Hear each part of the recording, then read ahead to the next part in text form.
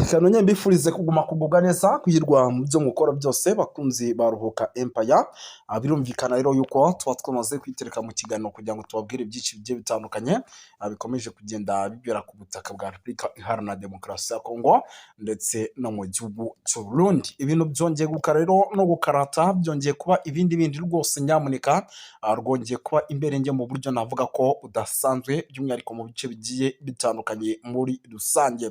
Amakuru rero tubazaniye muri ano masaha ni amakuru menshi kabisa, ngira ngo rwose muze gutuza aya makuru tuze kwinjiranamo rwose mu buryo navuga ko uremereye cyane, kuko ni amakuru menshi rwose, nyamuneka arebana n'umutekano, politike na diplomasi. Ariko aya makuru ndaza kuyinjiramo mbanje gusuza abantu badukurikira bari mu bice bigiye bitandukanye, kuko ni abantu b'agaciro. Badukurikira rero bari mu gihugu cy'u Rwanda, ariko kandi badukurikira bari mu gihugu cy'u Burundi, bari muri Leta Zunze Ubumwe za Amerika, bari mu Bubiligi ndetse n'Ubufaransa. Tubaye ikaze tubikuye ku mutima. Bari hano Kenya, Tanzania, Mali na South Africa, tubaye ikaze tubikuye ku mutima, ndetse n'ahandi hose baherereye, aho bari hose tubaye ikaze mu buryo navuga ko budasanzwe. Twirukanse cyane rero, sindi butinde, ndagira ngo tuze gukubita tubangura rwose, duhite twinjira muri ano makuru rwose muri ano masaha, dore yuko rwose ari amakuru aba tugezeho, natwe tukavuga tuti nyamuneka reka tugende tuyabagezaho. Mu gihugu cy'u Burundi niho turaza guhera, turaza kurebera hamwe rwose zimwe mu ngabo za FARDC zikomeje kugenda zinjira mu buryo navuga ko budasanzwe ku butaka bwa Repubulika Iharanira Demokarasi ya Kongo. Zikaba ari ingabo za FARDC z'abarundi zimo zinjira uko bwije n'uko bukeye. Turaza kubyinjiramo tumenye se izi ngabo z'abarundi zifite gahunda y'ibyazo bimeze bite, tubive imuzi n'imuzingwa. Turaza kugaruka mu makuru akomeye cyane arebana n'umutekano, politike na diplomasi, by'umwihariko aturuka mu bice bya hano rwose muri Walikale. Tubabwire yuko rwose indege za FARDC ndetse n'ibitero byo ku butaka byamaze kuba bifata indi ntera. Si ibyo gusa kandi turaza kubabwira amwe makuru adasanzwe y'inyeshyamba za FDLR zikomeje gukorera imyitozo mu ishyamba ry'ikibira, ndetse isaha ku isaha zikaba n'ubundi zibukomeze ibitero, by'umwihariko mu bice birimo abasivile, nk'uko birimo biragenda n'ubundi bagaba ibitero mu bice birimo abasivile. Byose rero turaza kuba turi ku muso 5 kuri 5, muze kunyimira tunanyarukire rwose mu bice bya hano mu mujyi wa Uvira. Tubabwire ko rwose indege za FARDC zakamesheje, ndetse rwose ahitwa za Minembwe indege za FARDC ziri guturuka i Burundi. Izi ndege zo mu bwoko bwa drone zo mu bwoko bwa Sechi Amanazi Force zirimo rwose zirarasa bikomeye, by'umwihariko ku gisoda cya MLDP twirwaneho, ndetse kandi n'igisoda cya M23. Ibintu rero bikaba byamaze gufata indi ntera. Byose turaza kuba tubyinjiramo tubiva imuzi n'umuzingo, gusubiranamo gukomeye mu gihugu cy'u Burundi kubera intambara yamaze kuba rwose ihuza umutwe wa M23 ndetse n'ingabo za Repubulika ya Demokarasi ya Kongo.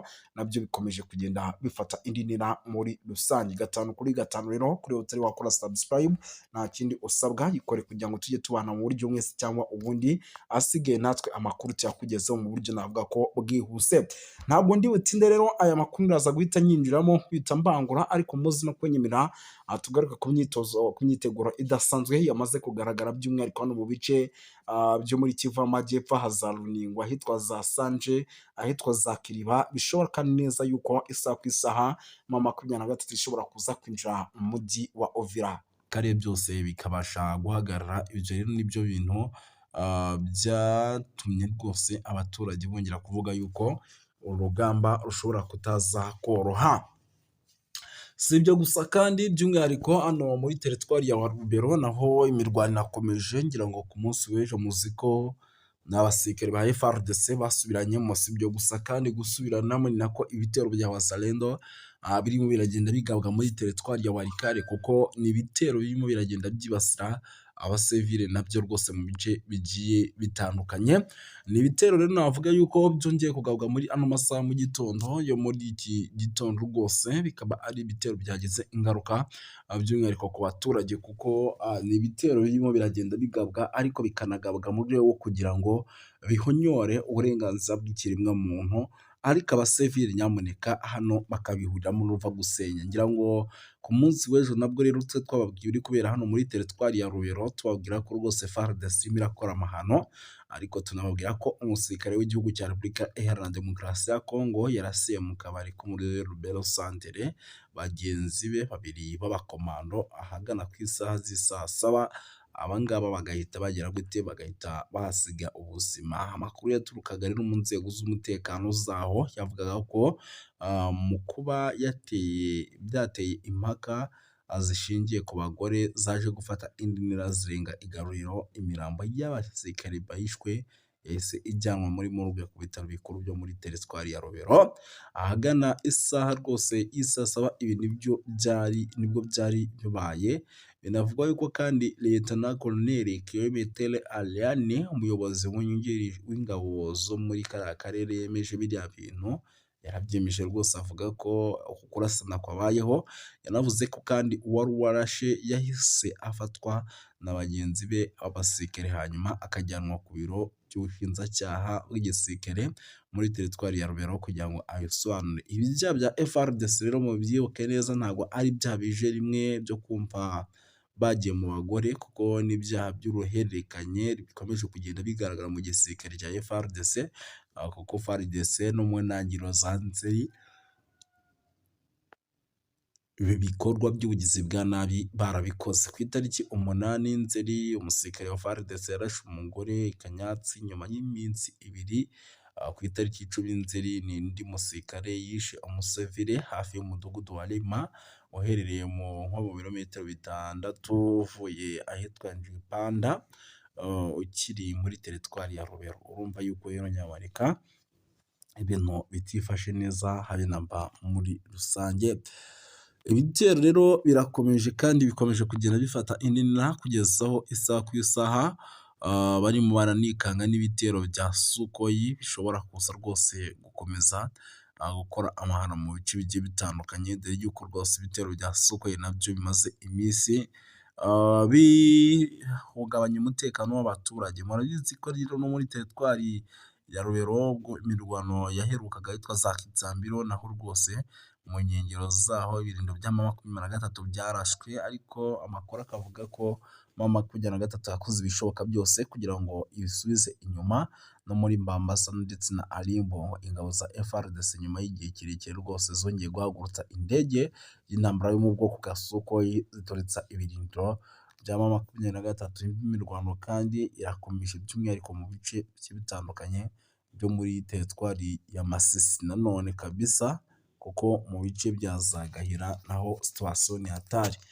Impamvu babwira nti situation ni hatari ni uko ahantu hakomeje kugenda habaho ibitero birimo biribasira bikomeye rwose Nyamuneka abasivile, bikaba ari ibitero navuga ko rwose bishobora kuza gutuma ibintu bikomeza kuba bibi cyane ku butaka bwa Repubulika Iharanira Demokarasi ya Kongo, kuko nubwo ibitero birimo birabaho igisirikare cya M23 kiri gukora buri kimwe cyose gishoboka kugira ngo ibitero bisubize inyuma, ariko ni ibintu ubona yuko birimo biragenda binaba iby'imfabusa, kuko n'ubundi biri kurangira abasivile babipfiriyemo cyangwa se babitakarijemo icyitwa ubuzima ku rwego rwo hejuru. Sivile rwose Nyamuneka bari kugenda bicwa. Ni ukuvuga ngo rero uko abasivile bari kwicwa ni nako ubwicanyi bukomeje kugenda bufata indi ntera, kuko jenoside rwose ikomeje kugenda ikorwa ku butaka bwa Repubulika Iharanira Demokarasi ya Kongo, ikomeje kugenda ikorwa rwose ku rwego ruri hejuru, kuko nk'ubu tuvugana mu nyemerere mbabwire yuko rwose Nyamuneka mu bice rwose bya hano rwose bice birimo FARDC birimo biragenda bikorwamo jenoside iri ku rwego rwo hejuru, aho iperereza rinakomeje kugira ngo baze kumenya abakomeje kugenda bakora jenoside ku rwego rungana gutya. Abantu bari gutwikwa, bari kwitwa nabi cyane. Ni bimwe mu bintu ushobora kubona ukabona nawe biteye ubwoba, ariko kandi si ibyo gusa, kuko Perezida Tshisekedi yagiriwe inama nyinshi cyane zo guhagarika jenoside. Murabizi ko mu minsi ishize New York mu gihugu cya Leta Zunze Ubumwe za Amerika, ubwo yari ari mu nama idasanzwe yanavugiyemo byinshi cyane. Ni inama yari yitabiriwe n'abayobozi bagiye batandukanye hirya no hino ku isi. Perezida wa Repubulika ya Demokarasi ya Kongo rero Felix Tshisekedi yasabwe kuzirikana igisobanuro cya jenoside, anagarizwa ko ubwicanyi buba bugamije kurimbura ubwoko runaka, bityo kandi ibyo bikaba bikubiye by'umwihariko muri kuba ku butaka bwa Repubulika ya Demokarasi ya Kongo. Byanagarutsweho rero na Minisitiri w'Ububanyi n'Amahanga w'u Rwanda Olivier Nduhungirehe, na n'ubu baracyabivuga, wanavuze ko Jenoside atari igikinisho, akasaba Tshisekedi kudakomeza guhindura ubwicanyi ayica abantu. Aha rero hari nko mu kiganiro Minisitiri Nduhungirehe yagiranye na benshi barimo ba Venuste Nshimiyimana, agaruka kuri ibi bintu bya Tshisekedi. Yanabwiye kandi Tshisekedi yuko yatinyutse gushinja abandi gukora yatinyutse gushinja abandi gukora jenoside mu gihugu cye, gushinja gukora abandi jenoside mu gihugu cye by'umwihariko, kandi ibyo bikaba bizwi yuko umutwe wa FDL ari gukora jenoside, wanasize ukoze jenoside mu Rwanda mu mwaka w'igihumbi kimwe magana cyenda mirongo icyenda na kane, ndetse kandi ngo yanirengagije ubwicanyi bunakorwa na Wazalendo. Murabizi ko Wazalendo nazo zikora ibikorwa bifatika birimo jenoside, banafashwa na leta ya Kongo bagakorera abanyekongo bo mu bwoko bw'abatutsi batuye mu burasirazuba bwa Repubulika ya Demokarasi ya Kongo. Mu nama iheruka rusange y'umuryango w'abibumbye ya 80 yateranye tariki 24 murayibuka, Tshisekedi yanabwiye abari bayitabiriye ko badakwiye kwemeza ko jenoside iri gukorerwa mu burasirazuba bwa Repubulika ya Demokarasi ya Kongo, ariko ntiyari yasuye ubwoko cyangwa itsinda ry'abari gukorerwa jenoside, ahamya ibi gusa. Ibi bibera mu burasirazuba bw'iki gihugu ahayoboye intambara isanzwe, ahubwo ko nta ntambara isanzwe iriyo, ahubwo ni jenoside irimo iragenda ikorwa mu bucece. Nduhungirehe rero yamaganye imvugo ya Tshisekedi imbere y'inteko ishinga amategeko rusange y'umuryango w'abibumbye, ashingiye ku bimenyetso bifatika agaragaza uburyo abanyekongo bo mu bwoko bw'abatutsi rero bakomeje kwicwa, kandi bakomeje kwicwa n'imitwe yitwaje intwaro ifashwa na Perezida Tshisekedi. Mu kiganiro umunyamakuru yabajije Minisitiri Nduhungirehe niba hari kwitana ba mwana hagati ya Tshisekedi nawe amusubiza ko jenoside itari igikoresho.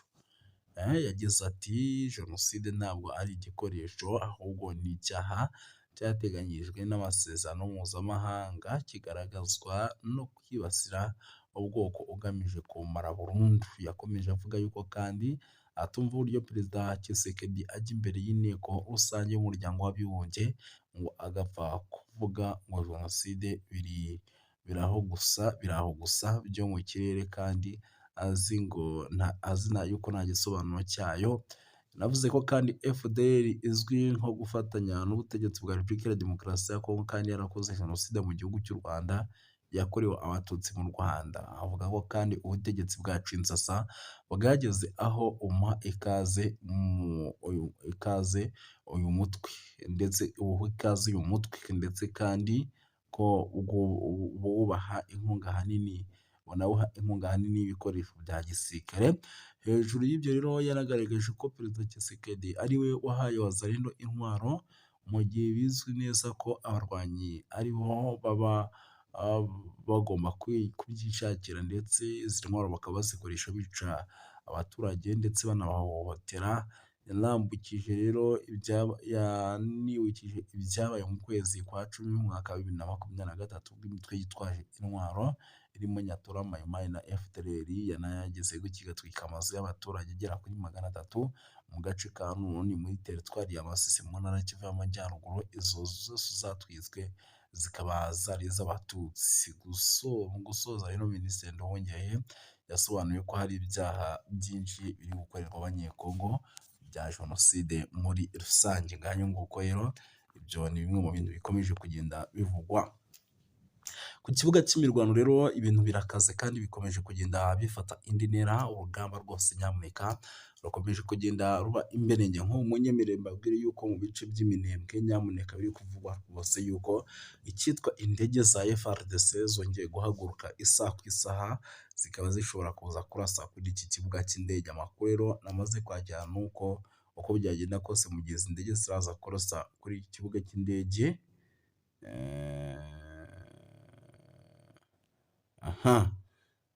zishobora kuza kujya kurasa rwose by'umwihariko muri ibi bice by'iminembwe, kuko ariko nubwo zijya kurasa, amakuru dufite nanone ku rundi ruhande ngo ni uko igisirikare cya M23 cyamaze kwitegura mu buryo budasanzwe kugira ngo kize gusubiza inyuma biriya bitero nabyo byamaze rwose kuba bigaragaza ko nta gahunda bifite yo guhagarara. Amakuru ni menshi cyane arebana n'umutekano, politiki na diplomasi. Andi makuru akomeje kugenda atugeraho ubu tuvugana, nyamuneka ibintu byongeye gufata indi ntera, byongeye gukara ndetse no gukarata mu bice rwose navuga yuko ari ibyo muri teritwari ya Masisi, kuko ubu tuvugana nyamuneka munyemerere mbabwire yuko ibitero biremereye cyane by'umwihariko hano muri teritwari ya Masisi byamaze kuba rwose byongera kugaragara mu bice bya za Gahira, ndetse bikaba bitumye M23 inasohora itangazo rikomeye ivuga ko ibi bitero birimo biraba hano biri bugire ingaruka ku basivili, ariko nayo igomba gukora buri kimwe cyose gishoboka kugira ngo ibi bitero bize gusubizwa inyuma muri rusange. Mwibuke yuko rero ibi biri kuba mu gihe umutwe udasanzwe w'ingabo za MONUSCO muri Repubulika ya Demokarasi ya Kongo wanabonye umuyobozi mushya, ndetse umuyobozi mushya wanavuze ko bagiye gukora buri kimwe cyose gishoboka kugira ngo amahoro n'umutekano biboneke. Ingabo rero zo mu mutwe udasanzwe za MONUSCO babonye umuyobozi mushya, by'umwihariko ugomba kubafasha kugira ngo bagarure amahoro n'umutekano. Ni umuyobozi rero mushya witwa Major General Musangula, wanagaragajwe ku itariki rwose mu minsi itambutse. Umusirikare rero wamaze kujya no ku butaka bwa Repubulika ya Demokarasi ya Kongo w'umunyatanzaniya, yanagiranye ikiganiro n'ibitangazamakuru abibwira ati aje gusubiza igihugu ku murongo, byari byarananiranye bigiye kuba bisubira mu buryo. Abenshi mu baturage rero ba Repubulika ya Demokarasi ya Kongo batangiye kugenda bagaragaza impamvu ikomeye MONUSCO idashobora kugira icyo ikora, ndetse banavuga yuko binagoye cyane kugira ngo MONUSCO izagarure amahoro n'umutekano cyane muri burasirazuba cyangwa se kuri ubutaka bwa Repubulika ya Demokarasi ya Kongo, kuko ihamaze imyaka irenga 20. Gikomeje rero, uyu mukomando murabizi yuko we byatangaje yavuze ko rwose ati mu nshingano dufite zirimo kurinda abaturage no gukorera ubushake bw'ibyo dushyize hamwe n'ingabo zose za MONUSCO ndetse na FIBA ari nayo nyoboye. Ibi yarabitangaje cyane, yanavuze ko kandi bazahangana n'imitwe yitwaje intwaro irwanya abaturage. Ati ikindi cy'ingenzi kandi ni uguhangana n'inyeshyamba tukagabanya ingufu zabo kurwana kugira ngo bareke abaturage bakomeze imirimo yabo ya buri munsi. Yanavuze ko kandi kurinda abaturage ari ibikorwa byiza cyane n'ingabo gusa, gukoresha umuntu imbunda by'umwihariko ari ikintu bagomba gukoresha cyane, ku buryo bagomba kurinda abaturage ku rwego rwo hejuru. Hejuru y'ibyo yatangaje rero hanakenewe by'umwihariko n'itangazamakuru ryari rihari, yanavuga ko rizajya ritangariza rubanda akazi bari gukora ku butaka bwa Repubulika Iharanira Demokarasi ya Kongo kajyanye no kurinda abaturage, bityo kandi ngo bakanasangiza abaturage ibice barimo ndetse n'ibyo barimo bakora. Navuze ko kandi itangazamakuru rifasha kugaragariza abaturage ibikorwa bakora byo kubarinda. Nyamuneka rero birumvikana yuko ibintu byamaze kuba bifata indi ntera. FDLR rero nyamuneka yagaragajwe neza yuko ifatanya n'ingabo za Repubulika ya Demokarasi ya Kongo hagamijwe kumaraho abanyamulenge. Ibi ngibi nabyo byongeye kugaragarizwa muri iriya nama idasanzwe imaze iminsi ibera muri Leta Zunze Ubumwe za Amerika, kuko nubwo Tshisekedi atabyumva akavuga yuko FDLR itari muri Kongo. By'umwihariko amakuru dufite n'ubundi ni uko yayigabanye n'Abarundi, kandi byubwira kimwe cya kabiri cy'abari bari muri Kongo bari mu gihugu cy'u Burundi, abandi bakaba ku butaka bwa Repubulika Iharanira Demokarasi ya Kongo, kuko niho bakomeje urugamba n'ubundi bava muri iki gihugu cy'u Burundi bagaza kuri ubutaka bwa Repubulika ya Demokarasi ya Kongo. U Rwanda rero runabinyujije kuri Minisitiri warwo w'Ububanyi n'Amahanga Olivier Nduhungirehe, wagaragaje ko umuryango w'abibumbye ubufatanye bw'ingabo za Repubulika ya Demokarasi ya Kongo n'umutwe wa FDLR ugizwe uruhare n'abasize bakoze jenoside mu gihugu cy'u Rwanda mu mugambi wo kurimbura abanyamulenge b'abatutsi